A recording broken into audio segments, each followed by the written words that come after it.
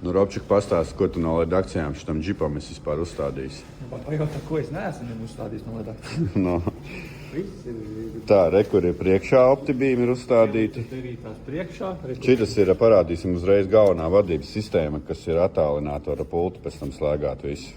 Nav jāvelk to tur relē, jāliek, katram drošināties, nav jāliek to visu. Robčiks to visu veikalā pastāstīs. Jā. Un varbūt savā garažā norganizēs.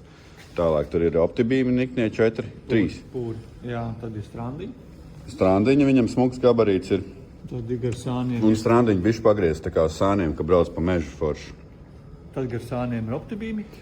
Tie ir šitie te mazie visur pa perimetru apkārt.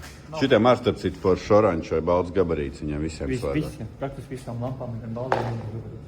Un tagad Robčiks, tas bija viss no LED akcijām, un tagad Robčiks stāda no zem letēm, reku šitien te ir foršu tādu marķīzi.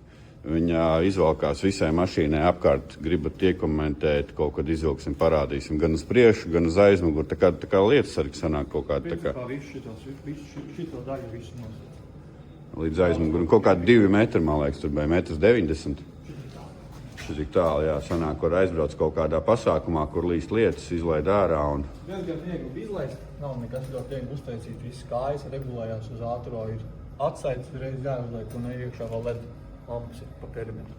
To mēs visu nodemonstrēsim, un tagad mēs domājam, vai augšā uz jumta sūtīt no zem letes var apstīties arī jumta telts, tās ar kastēm, bez kastēm, visādu veidu.